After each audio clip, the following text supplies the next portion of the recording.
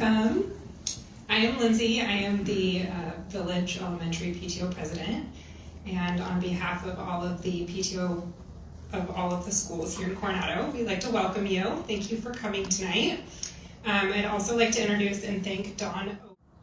Dawn is a 34-year resident of Coronado. Her two sons attended Coronado schools K through 12 and are third generation Coronado High School graduates. Dawn was elected to the school board in 2008, re-elected in 2012, and served as president from 2011 to 2014.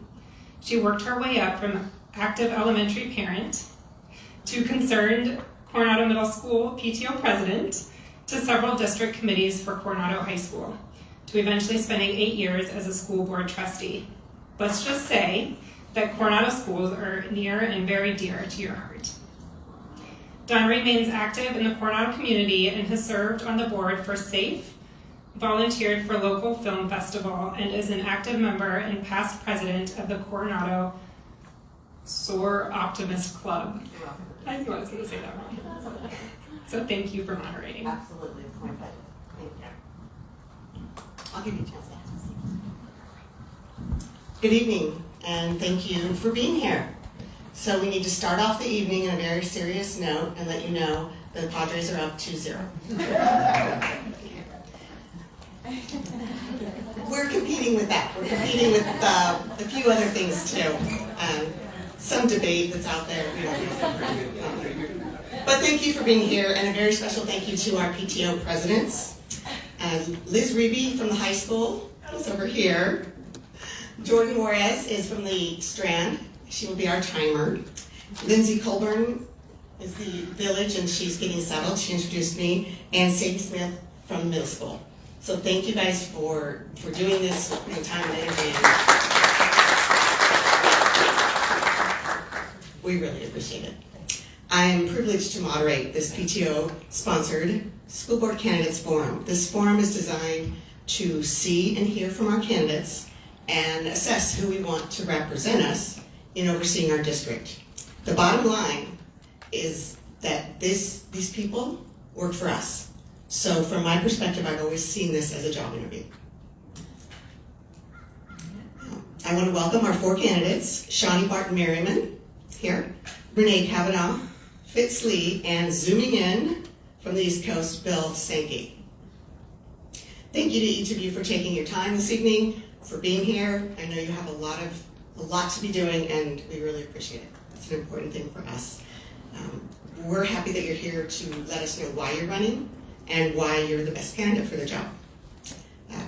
Sitting on a school board is a labor of love. It is a hefty commitment of time, including adding at least 20 minutes to every grocery trip ever. And it's a privilege that too often goes unappreciated. So thank you. Thank you for being willing to. And some of you not sure what you got yourselves into, but thank you for stepping up. So we're going to go through logistics. This event will last 90 minutes. Please keep in mind this is a forum. It's not a debate. We encourage the audience to listen quietly, take notes if you'd like. Please refrain from side chatter and any commentary. Having someone on Zoom, it's very difficult for him to hear, plus it's just rude. So we'll let them do the talking. We have questions that cover a range of topics. And I got the question already, where did they come from? So the questions were chosen, they were chosen from questions that were submitted by last Friday to the PTOs. They forwarded them. There's also questions that we have used in different debates that we have found relevant. And there were more questions than we had time for, so we sort of combined some. And we think they're absolutely brilliant.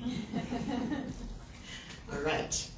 What our goal is tonight is to leave here with a better understanding of who you are, how you think, and what you bring to this job. We'll begin with introductions. Each candidate will have 1 minute to give an opening. After introductions, there are 6 questions, and there will be 90 seconds per question, so you'll each have 1.5 minutes to answer. We're going to rotate the order to answer the questions, and the candidates before this chose randomly from our to decide One of the pieces of paper had a 1 on it, so that's the person that's going to start, and then we'll rotate from there. Our goal is to have some time at the end so that candidates can stick around and you guys can talk to them more directly if you'd like. We don't really have it set up time for questions from the audience, so if you have something, please jot it down. They'd be happy to chat with you. Okay. Sadie Smith is recording this. Yes. And we'll be putting it up on YouTube in a few days. Hopefully the sound quality, I've heard she's an expert with the military. Not so sure about sound quality. I offered assistance in terms of Zoom and video teleconferencing, but that's about my level of expertise. I'm just a veteran. Nice to see you all. We're counting on you. I'll give it my best. Absolutely. All right, so our goal is just to have some time for the candidates to be able to mingle without going into unscheduled time. And Jordan Juarez, who is the president of Strand, is going to be the timer. At 15 seconds, she'll start the timer when you start talking. 15 seconds, she's going to flash yellow.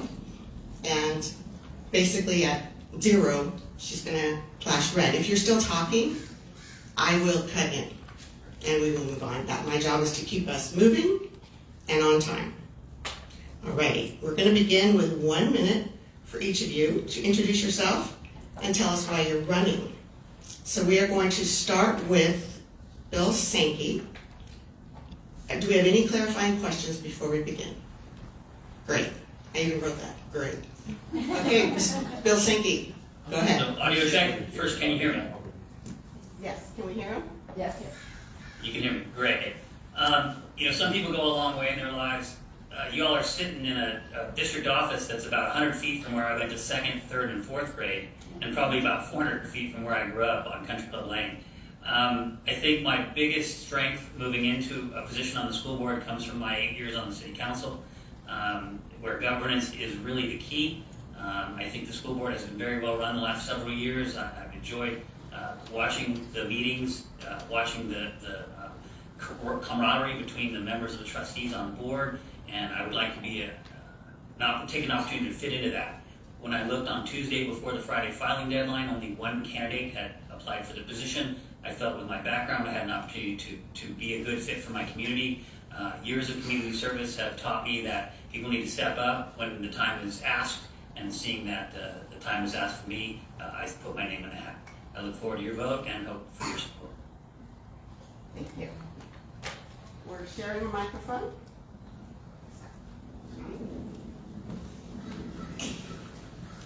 Stand up. My name is Shawnee Merriman. I am a mom of 4 CUSD students, 2 at Village and 2 at the middle school. I'm a professor at Cal State Long Beach in the art department. I've dedicated my life to serving kids and working with kids. From my very first job, I worked at a camp for kids with chronic illnesses and physical disabilities. Until now, I like what I teach because I have freshmen, and that means I get to do as much momming as teaching. I like nurturing.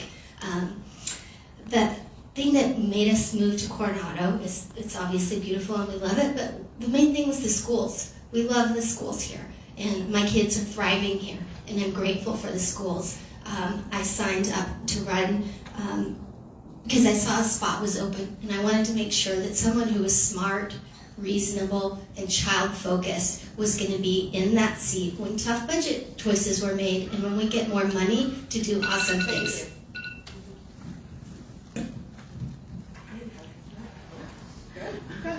That's good. That's nice, Belle. Good evening. Thank you so much for being here, especially when there's 2 other really interesting things going on tonight, so I appreciate you being here. My name is Renee Cavanaugh. My husband and I moved here almost 24 years ago. My husband is a small business owner, and when we moved to Coronado, I really wanted to pursue my dream of being a teacher. I always wanted to be a teacher, but I couldn't afford to take the time off to do student teaching because I had to get a job and start working and paying off my student loans. So I was able to be a teacher. I was here 15 years in the district. I taught Village Elementary and Silver Strand Elementary.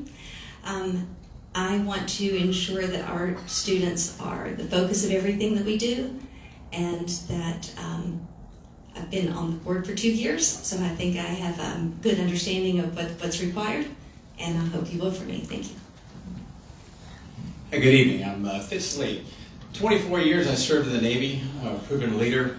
I've been serving on nonprofit boards ever since leaving the Navy and mentoring young children, to include the Coronado Young Life, where I served as treasurer and also president on that board. I also now a board member for the BRIT Foundation, which helps mentor young people, takes them to a high adventure, named after a Navy SEAL that I was mentoring that was killed. Addition to my 24 years, I've had the opportunity to have some unique assignments, like working in Washington, D.C. on the most messed up budget, largest budget there is, working for Senator McCain. As a squadron commander, I had to make sure that my squadron was ready, attained its highest state of readiness with limited funds. So when I saw what was going on here with the district, I thought I had some abilities and some leadership that I could help bring to the board to help guide them through what I think is going to be the toughest challenge right now, which is the budget. And I also have some proven leadership working with the board behind the scenes to do some things that hadn't been able to get solved. Thank you. Go ahead and turn that off and then pass it to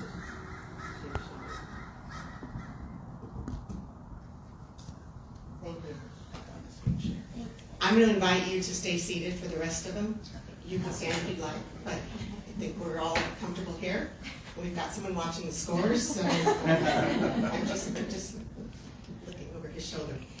All right, thank you, candidates. Let's begin with the first question.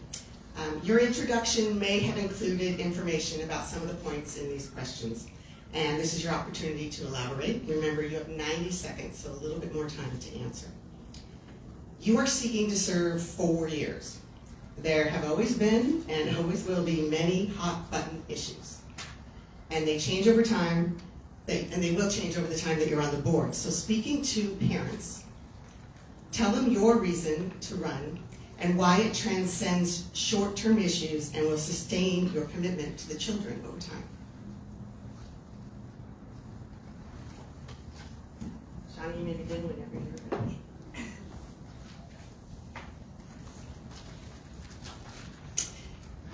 Well, I have 4 reasons to stay committed. My youngest is in kindergarten. I think that would make me the parent with the youngest child on the board.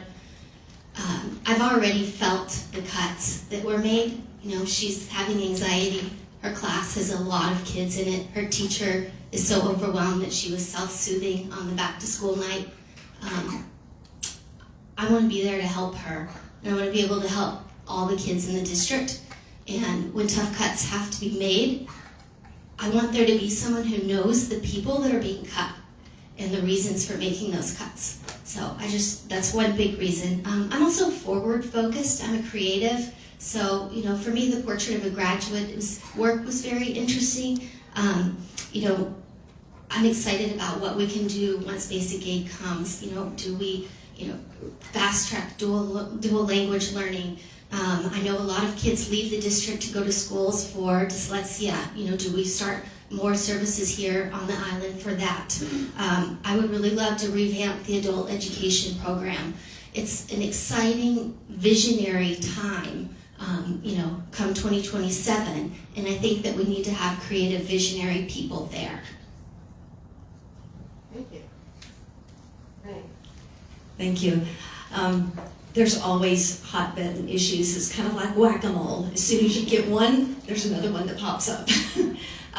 I think that being on the board and working as a collaborative team up here and taking the time to do research, looking to our administrators and our staff to provide up-to-the-minute information, looking to our community members to get their input on all of the issues that are going to come up, and to take that into consideration, to me, is really the best way to try to make a decision. You're not always going to make everyone happy, but I think that if you do your homework, if you respect the opinions and the information that's provided to you, and use your best judgment, and try to move forward, and be ready to tackle the next big issue, whether it is having to take furlough days, which I had to do. I think it was in 2008. We had some furlough days as a teacher, I had to do that.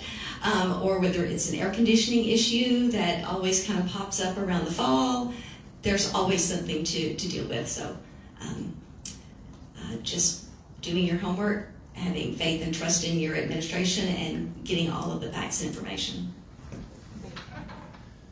So ultimately, we have a mission here right in the district, and that's to provide every one of our children a world-class education. Now, all of our children are different, so that may look differently for different folks, whether it be in vocational, training down the road to prepare them to work in vocations, whether it be going to Ivy League schools, academies, but it's the relentless pursuit of personal and academic excellence. So that doesn't change. That never changed. That's the mission that we need to accomplish. Now, we have some short-term issues that are up right now, and so, yes, we need to deal with the short-term, but what we have coming down the road is not that long. Right now, we have a budget issue, flat out, and we'll probably discuss more about it tonight. But what we do see also, and it's coming, is now all of a sudden we're going to have money. So just because you have money doesn't now mean you go out and throw the party. The mission is still the same, and now how do we creatively think? And how do we do that ahead of time? So we can do two things at once. In an F-18, you're only one guy, but you got to do a lot of things at once. And you can do two things at once. We can work the near problem, but also start thinking about and discussing with our district officers, what can we do now to shape what our future is looking like once we become a little bit more, I don't want to say flush with cash, it all depends on how much comes, but we'll have more money at a time, and we need to be willing to do that and do it wisely. Thank you. You're doing great on time. As luck would have it, we're having a technical issue. So maybe. Yeah, that's not Connecticut. Oh wait, it's coming in. Zoom in. Perfect. Mr. Sandke, you're up. Okay, I'm sorry I missed the great words. I'm sure they were important from Fitz. I guess the most important thing when you think about what parents want and what parents need, and the difference between my service on the council was the issues seem to be more emotional. My biggest surprise when I joined the council in 2014 was the answer that the public facilities guy gave me. I said, "What's your biggest surprise about your job?" He said, "How much people care about trees." And I think we've seen that carry through the last 8 years, 10 years that I've been paying attention. But people care about their kids a lot more than they care about their trees. And I think whatever grade level you're talking about, the responsibility of folks who serve as trustees means listen to what the parents are saying, find out what's going to be best for them and for the overall institution, and then work collaboratively with the staff and also with the other members of the board to come up with the best way forward. And I think if I didn't do that for 8 years on the city council, I didn't really show up. And I did, and I'm going to do that as a member of the trustees for the Coronado School Board. Having 2 kids that went through the schools, having myself gone through the schools, and having seen the good, the bad, and the difficult times, I know what it takes, and I look forward to making the decisions that are going to benefit the institution as a whole. Certainly not ignoring the needs of the parents at whatever grade level it's coming from. Thank you. Thank you. Question number 2, and we'll start with Renee. Coronado Unified School District serves preschool through special education adult transition students. Basically, that's ages 4 to 22. When you sit on the dais, the district's tagline is always right in front of you, and it's here for us today: every child, every day. What does every child, every day mean to you with respect to being a governing board member?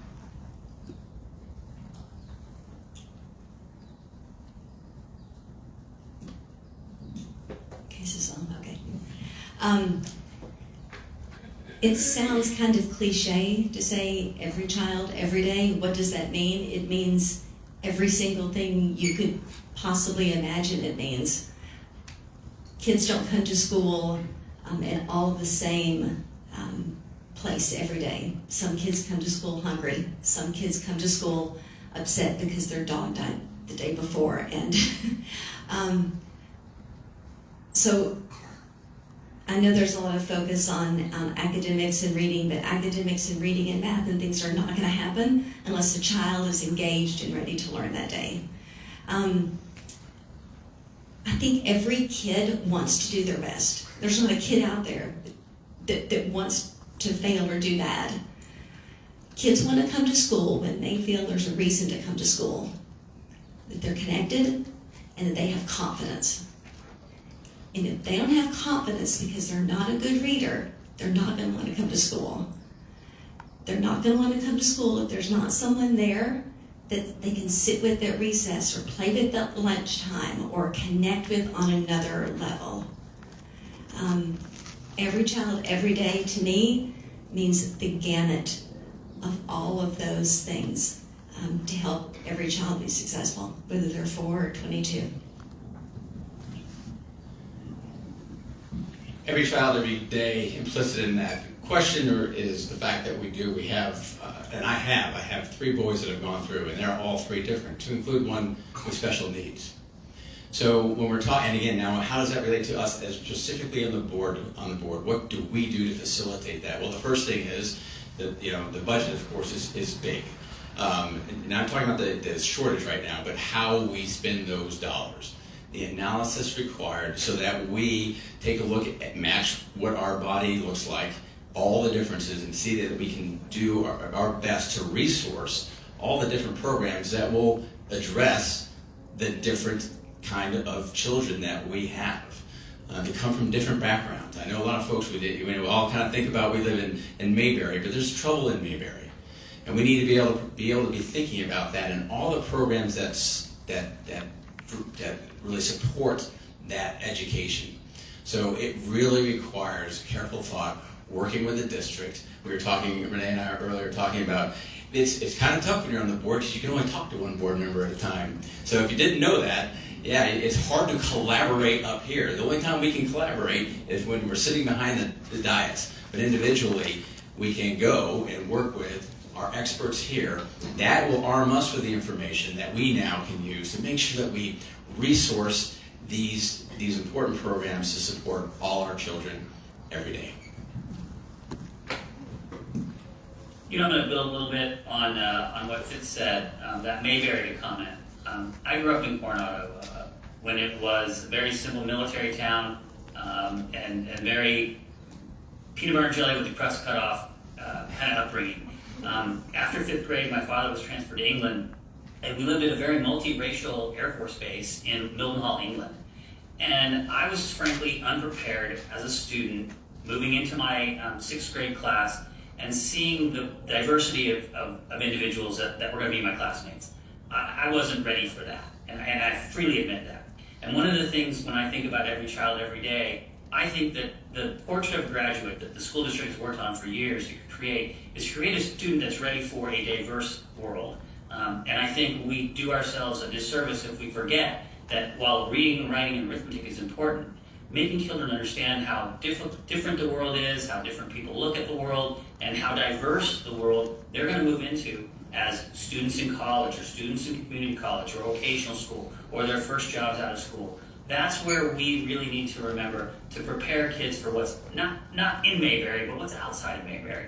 And I don't disagree that it's a wonderful place to raise children, but I think we do our children a disservice, every child, every day, if we forget to remind them that the world is a very big place with a lot of people with a lot of different viewpoints. And so I encourage us to continue to work towards that broad-based education and not sacrificing the budget cuts.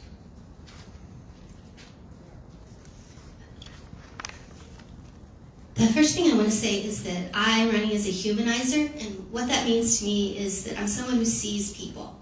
I see their hearts. I came from a poor background and rose up and went to great schools, and I just see potential in people, and I want to know their stories. So for me, that's what it means. It means knowing the stories and knowing what every child needs, and talking to the teachers and talking to the principals and the PTO boards, and making sure that I understand what they need. I have really approached this campaign as a time of preparation for being on the board. I've met with past board members and PTO presidents and teachers and union leaders and heads of departments in the district, and sat in Karl's office more than he probably would like. I take it seriously. I ordered a whiteboard at my house. Every child and every need is, I wish you could see that whiteboard. On one side I have achievement, on one side I have budget, on the other side I have understanding why the teachers at Village can't get ink for their printers, inclusion. Jenny Moore is really talking about that a lot and wanting us to understand what it looks like in our classroom to have neurodiversity and kids who need extra help and how that affects everyone, and the parents who want more achievement for their high achievers. I'm really thinking on a lot of different levels, and that's what it means to me. Thank you. Question number 3. Yes. The school district, like most large organizations, has a chain of command. Describe your understanding of the chain of command and how you would respond if a parent approached you at the grocery store to complain about something in their child's classroom. I guarantee you it will happen every day, not just at the grocery store. Yes, I'm sure you've seen that, yes. So there is actually, it is outlined in the district documents. So it starts with the teacher. And this is the same thing actually when you're running a squadron, believe it or not. You don't go right to the CO. You go right to your leading petty officer. You start there with the teachers and go, have you worked it out with the teacher? If it's not working out with the teacher, well then go to the next level. Assistant principal. Maybe the principal after that. And at that, you're still not getting anywhere after you've done this nicely. All right, all our discourse needs to be elevated here. Patiently, nicely said, I've got this issue. You well researched, well articulate, you go right up the step, and if it's not working at the principal, then you come to the district. And if the district can't help you, then we're here.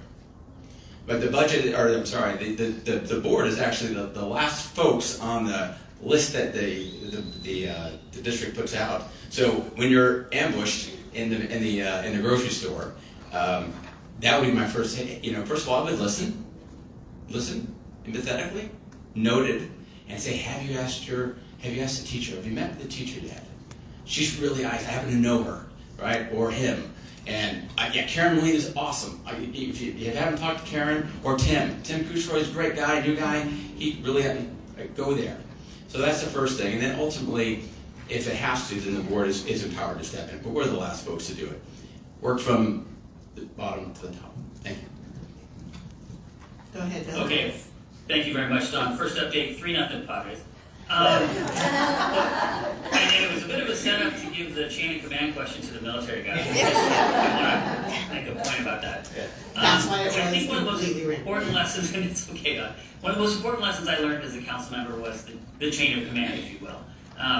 The city attorney and the city manager worked for us as a 5-member body. Nobody else in the city worked for us, and it frustrated me on it. With a person who's having a difficulty with the district at whatever level that is, that's a point where we have to listen and say, hey, is this a symptom of something broader? Is there some more important thing that maybe I can speak to the superintendent about, get a little more information on, perhaps take advantage of the way that the board seems to work, as I've been at meetings where at the end of the board meeting they offer an opportunity to say at an upcoming meeting, I'd like us to discuss this or that as an agenda item. At the city council, we had a more difficult process that required a policy 2 initiative that required 3 votes to bring that forward. I applaud the school district for having a more open opportunity to bring items to the agenda.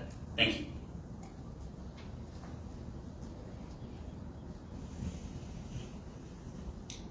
So I'm leading chain of command too.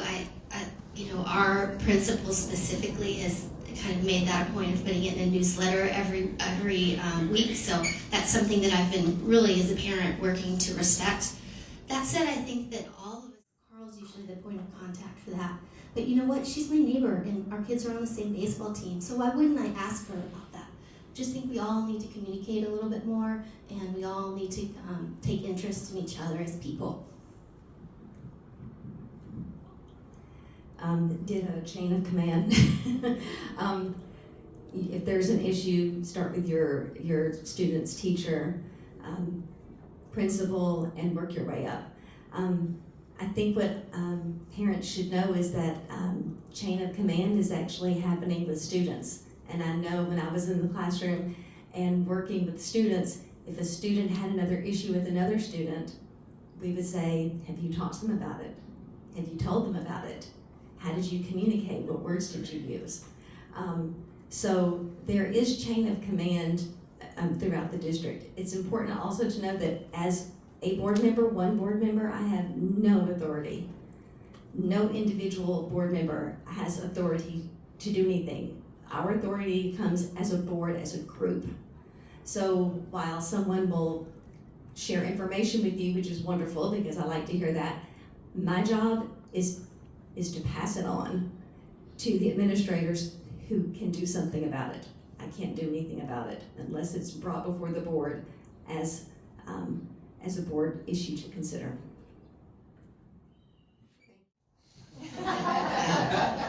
It takes a lot of years, a lot of practice. You got to go through a lot. They all know you. Some like you, some hate you, and there you go. So I always tell parents that be careful, because that is how some of us end up falling more and more in love with this district and its teachers and its parents and serving the community.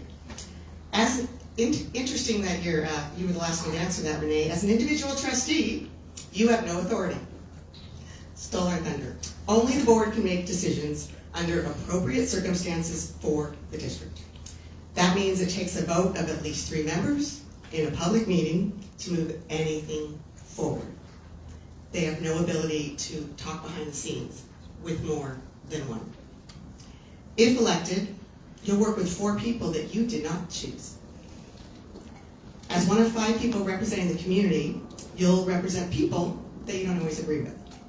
So how will you solicit input and be responsive to both your fellow trustees and your constituents when you disagree? You're up, Bill. You've had the most practice. No, I got you, Dawn, and I got 8 years in the bag doing that. And I was quite surprised, frankly, how well received people whose opinions that I'll say differ from mine, when they had an opportunity to express that to me personally, whether it was through an email that I responded to or a conversation we had in Line of Bonds or wherever in the community, I think the most important thing is people want to be heard. For me, it was a hallmark. I might have missed an email or 2, but I really did my best to respond to folks as quickly as possible and with as much candor as I could. As has been suggested, not only does the Brown Act impose certain restrictions on us, but us making a decision before the deliberative body has heard from the staff and the public is inappropriate, right? So nobody can come to me on Monday for a Thursday meeting and say, how do you feel about issue A, B, or C? I can say, well, I appreciate where you're coming from, but I can't make that decision until I have all the information in front of me, and I've made it in a public arena. And so I totally understand the question, and I think the most broadest amount of public opinion, and frankly, I pay attention to social media as well. I try not to delve too deeply into it, but it's important to keep track of what's going on there and find out sort of where the mood of the zeitgeist is on particularly troublesome issues that might present policy problems for me. The last 2 years at the district have been fantastic, though, and so I would look forward to being a part of moving forward in a very tranquil way.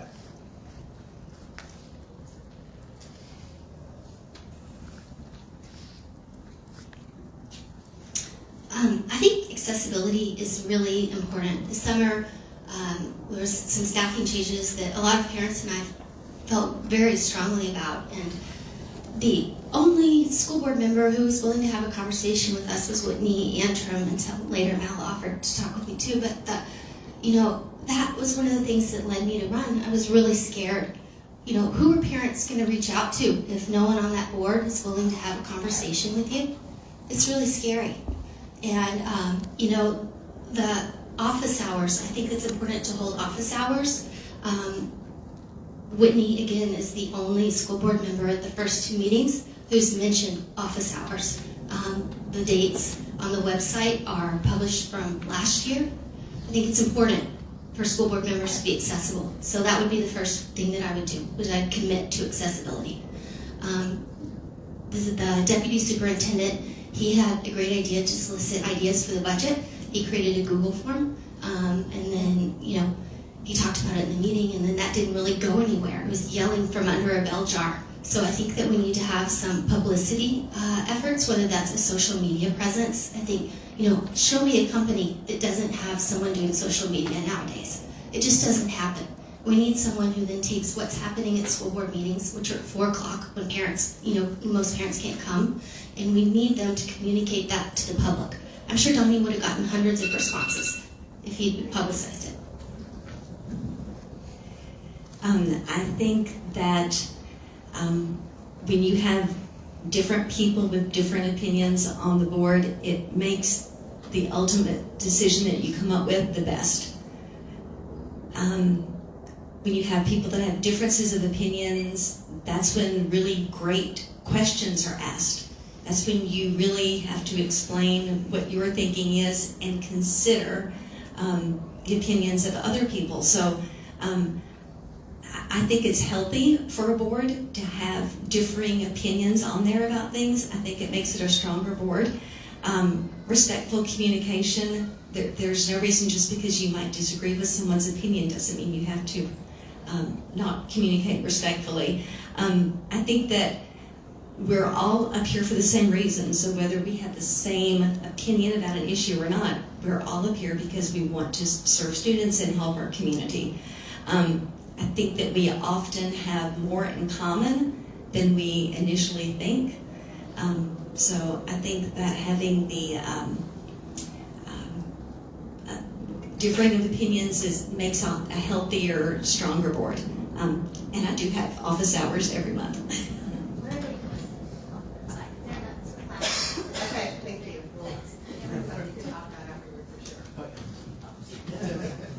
Thank you, Don. So first of all, there's been so much grace shown to me in my life that in my dealings with people, I want to share that same grace. So even though I may disagree stridently with somebody, it will always be full of grace, always. And please hold me to that. But my heart has really been changed, and so it will always be gracious. However, the thing is, if it's these are oftentimes very important decisions that have to be made. So how do you do it? Besides just responding graciously, you need to have perhaps the moral courage to say, you know what? Tell you what, this is a complex issue. We're not really agreeing right now, and why don't we, Mr. or Mrs. President, can we put this on the agenda for next time? We've already have had some comments. We all can go back and think. You might find one person you can grab, as we talked about, you can grab one, and then maybe try to and if it were me, I'll tell you who I'd probably grab, the one who probably disagrees with me the most, and say, hey, help me see it the way you're seeing it, and maybe you can listen and hear an eye, and see if we can, figure out something here that might move it forward. So graciousness, first and always, and then have the moral courage to maybe say, you know what, folks, this is important. Let's not rush this just because we're trying to make an agreement happen. Thank you. Anyone have an update on the score? Still 3-0 on my phone. Okay, thank you. Oh, Bill. Is it Bill? Who would I ask you? Shawnee, let's start the next one. This is our fifth question. I'm 6, and then closings. Our community is an incredible resource, and the district enjoys many community partnerships that greatly benefit our kids and their families. Community service organizations, the city, and the military, just to name a few. So speak about community partnerships and one that you think has untapped potential. And how would you go about maximizing that partnership? Well, I think I alluded to this already. We already have a wonderful collaboration with the Coronado Schools Foundation. They do so much for our kids, the STEM and the arts, and I'm just so grateful. I grew up in Texas, and the idea of a foundation helping add, to the schools, it just doesn't happen there, so I feel like I appreciate it even more. That said, I don't know if you guys know this, but they only give us 4% of their endowment every year. And, private foundations, they generally, the minimum is 5%. I think that there's room currently for them to step in and help us for the next couple years when we really need it, if their long-range plan and their board allows them to do that. I think that it's fair to say that we probably wouldn't need as much help once basic aid comes, so they could even, prepay us. There's lots of creative accounting ways. They could raise the amount of the endowment that they give every year. They could prepay us for years after basic aid comes. I know they want to help students, and so that's one collaboration that I would like to see more. I know Safe Harbor, my kindergartner's doing turtle time with them. I just love Safe Harbor. My 2 boys get counseling there. It's really important. I don't think that collaboration can decrease. I want it all, just more Safe Harbor. So that's one that I would like to see continue to. Okay, this is going to come off sounding a little bit ungrateful, and I do not mean for it to be that way. But I think our military is a source of untapped potential for us. We just found out yesterday or today that we've received another $1.25 billion grant for computer science through DODEA, our Department of Defense grant, which means we have been awarded our district over $12 million in grant money, ongoing to focus on math. It was reading, there were arts integration, all kinds of resources for us, which is fabulous. Money's great, solves a lot of problems, but I think that there are some more ways that the military can help out our students and our community. One of those is to provide internships, possibly, some job shadowing programs, maybe even providing mentorships. We have subject matter experts just over there. So if there's a way that we could find to connect students, maybe who don't have a military connection, to someone in the military there, and they can see a whole other opportunity for themselves. I just think that that's something that we can grow and expand on. So absolutely, mentorship. We can capitalize on, in fact, we did this, and so when Young Life came to town, I was on the board of Young Life. So we got ourselves into the schools, and there's mentorship not only for the kids that participate in that program, but for the kids that then can be mentors to the kids. But we have the Optimists, we have the Rotary, we have the military people. We could have the Abraham Lincoln, hello, howdy neighbor, sponsor a mentoring program. The mentorship is so important. My stepmom in Florida has established a program there that has been accolades by the government and the national government, her state and national. Mentorship is really big. We have untapped resources here. Our military, the folks that live here that had lived different experiences. Again, Optimist, Rotary. Say, hey, would you like to sign up for a mentor program and adopt a student that you would meet with once a week? Check in on him or her. How are they doing? Offer your experience. So mentorship could really capitalize on those organizations that you were mentioning. Thank you, Fitz. In 1998, I worked with Ginger Cox, who was head of the Schools Foundation, and Frank Androsky, who headed up the cable station here in town, to begin the Schools Foundation telethon. The first year we did it was about a 1-hour show with 20 minutes at each school where we interviewed teachers, talked about needs. I think we made about, $6,000 or $7,000 in donations, and folks who were asked to donate at the following and at the conclusion. 20 years later, we had a $150,000 telethon that involved kids at schools and live television and phones, and it was so exciting to be a part of the Schools Foundation developing that program into a really meaningful money-generating operation. Not only did it involve the kids and the parents as entertainment, as volunteers, but it really got the community connected. It was one team, one town. That continues today, and the Schools Foundation is tremendously generous to us and has done a great job of making their financial situation plus for us. I think as a council member, I work diligently behind the scenes and publicly to advocate for more opportunities for city funding, which is actually pretty solid, to help out with the schools. And we have almost $400,000 worth of joint use agreements, we paying for safe routes to schools for crossing guards, and other opportunities where we have crossover. I know there's more ways that we can make that work. I know the community is receptive to great schools, and I know that we can do it together as a community and make our town and our schools better. Thank you. All right, we're on our last question, and finally getting down to the budget. One of the most important roles, if not the most important role, is understanding and approving the budget. In essence, what you're doing is you're allocating very precious resources, of which we've had few for a long time. CUSD is going to be a basic aid under the tenure of those that we elect right now. So the question is, what sort of thought or plan do you have for between now and then? So what does it look like when we get there? And Renee, you're starting this one. Wait, I'm sorry. Between now and then, or once we get there? Or Between now, however you'd like to answer it, but basically, we're here, we're gonna be at basic aid. How do we get there? What do we do? Okay, there's a lot of moving parts in between now and then. Like I had said before, a budget is built on the best information that you have at that moment in time.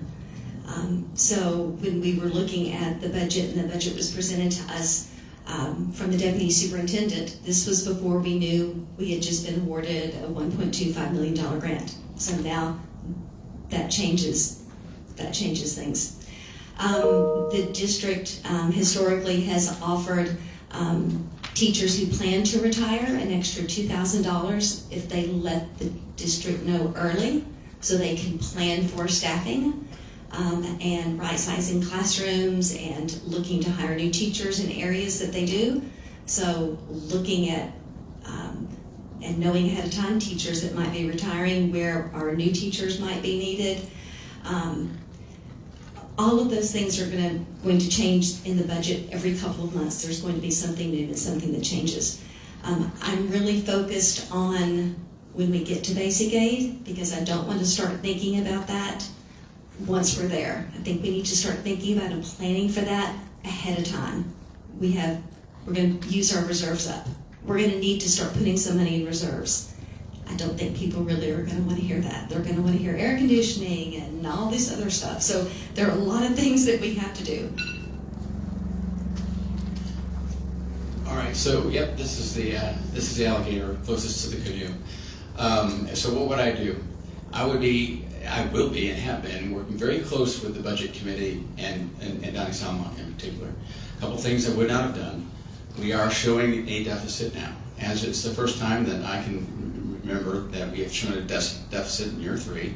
That now has triggered the county to say, hey, Coronado, what's your answer going to be? And we'd like to have that on paper in December. So while it seems far away, it's actually some ideas need to start coming now. And I suspect they might be lenient with our answers, but the bottom line is we're short. Okay? So the first thing I wouldn't do is I would not be raising salaries, and we did. We raised the salaries of the 2 highest folks that work here at the district. I know it was well-intentioned, absolutely well-intentioned, and tried to keep pace with teachers, but the teachers aren't getting a raise. They're being offered 1.07%, and we're in a deficit. I wouldn't have done that. To be honest, and I've already talked to those 2 individuals before I said anything in public, I said, if possible, I'd even look to see if we could rescind that. Every little penny is going to be important. Grant money is fantastic, but it won't necessarily help. I was quoted in the paper just recently. It was a good idea, but I think the way it was written, it almost made it seem like, oh, that's how we solve it with grants. No, what we can do, when we look for creative grants, where we can, in fact, have a teacher who has a subspecialty that grant can serve, we can now move that person over to serve in that point, and that saves a little money. Very complex, lots of work to do. It's complex, you're right, Fitz, but at the same time, it's pretty simple. We have a finite amount of money to get us to basic aid. We have a 2-year plan that keeps things more or less copacetic, and a 3rd year that, as you point out clearly, we have some issues with the county when it comes to, they're looking at our numbers. I love the idea of creative thinking, but as a budget professional over 8 years at the city council, I realize there's certain portions of money that can't be spent in certain ways. Schools foundation money, for example, can't fund salaries for teachers. This grant money is specifically related to computers. It can't supplant other money that we can move elsewhere. So there's a six-sided dice with 36 outcomes when you roll it. And Trustee Cavanaugh points out very clearly, it's a moving target.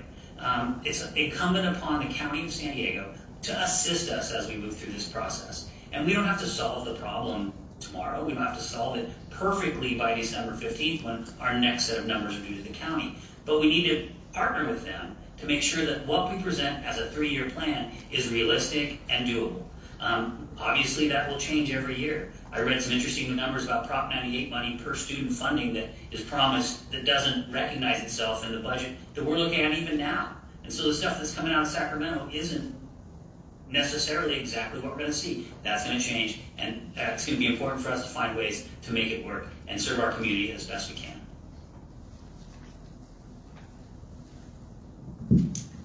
Well, I'm a creative thinker and I am an optimist. I also believe it's the board's job to kind of, run down some creative revenue ideas. At the last school board meeting, I left feeling pretty depressed, honestly, at the lack of gumption, energy for kind of finding creative solutions. I signed up to run after the deadline, and I've already had conversations with Karl about 4 or 5 things, and even reached out to Dawn about something else that I was thinking about. I think that we can be creative, and I think it's the board's responsibility to do that. And my kids and the kids of the district are going to be the ones who feel it if we don't. So I guess that would be the first thing I would say. The second thing I would say is that every person up here can look a dense budget in the eye. I'm an art professor, but I took a lot of business classes in school at one of the best business schools in the country. I've worked on grant review panels for the city. I recently completed the educational requirements to become a financial advisor. Renee's been on the budget committee for last 2 years, and Fitz obviously talked about his. I think the question we need, because all of us are competent, I think the question more you should be asking is who up here has dedicated their lives to working with kids, and who has a current and up-close understanding of the students' needs and the values and faces behind the budget. If there are cuts, you want someone who will know what that feels like for the kids. Thank you. We do have closing question, something I'd like you to include in your wrap-up comments. And you may have already decided what you want to talk about, whether you want to touch on something said earlier. But we're in the middle of the campaign. It's coming to an end pretty quickly. You've had opportunities to share with constituents, you've had other forums, and to talk about priorities. As a board member, you and your colleagues face many outside constraints, including state and local policies, budget, and the ever-changing education law. So, if you could include in your closing statement, which of your stated campaign initiatives is your priority if elected?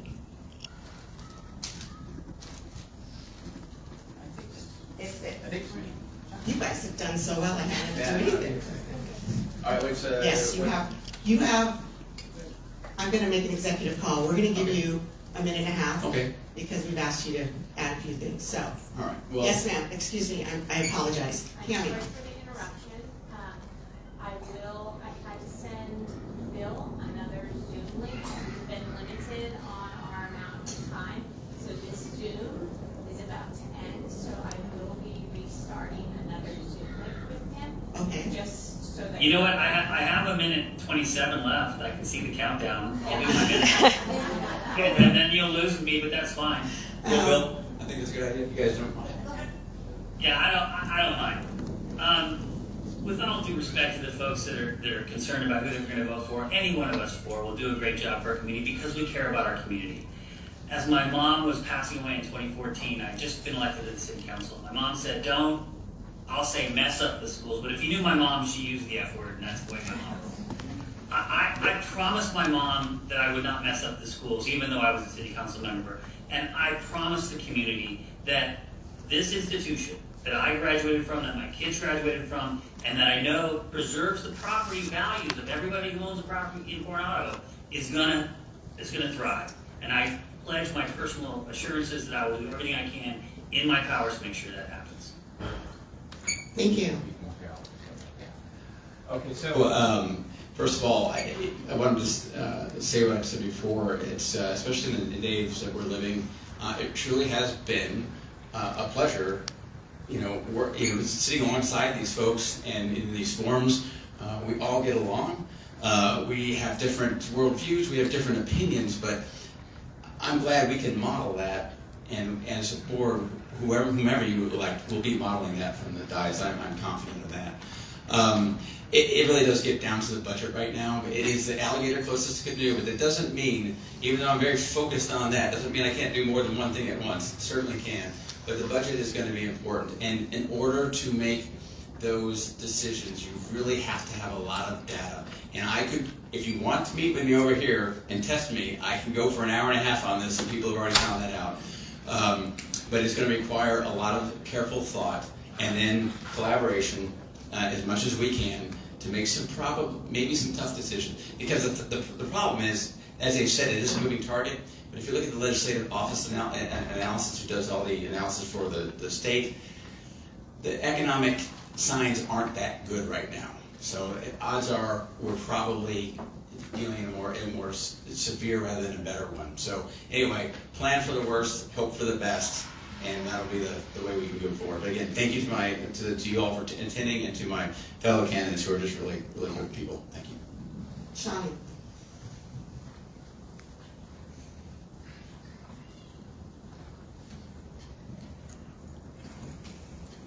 I believe in public education because it believed in me. I feel both my husband and I, we went through public education the whole way up. I want that for my kids. I want it for them here. I'm dedicated to these schools. You won't find anyone who will work harder than I will. I promise you that. That's how I got where I am.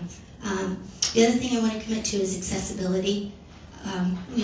Whether it's improving the communication from the district to parents or being available to talk to kids and teachers and parents, that's something from me that you'll get better than from anyone else sitting up here. The other thing I just want to say is that intention matters, and that no matter, even if I have to make difficult decisions, I want everyone to know that they're good-hearted and that they're child-focused, and that will be my priority, is just making sure that I keep that compass, and that won't be hard for me. This is who I am. So that's just the main thing I want you to know.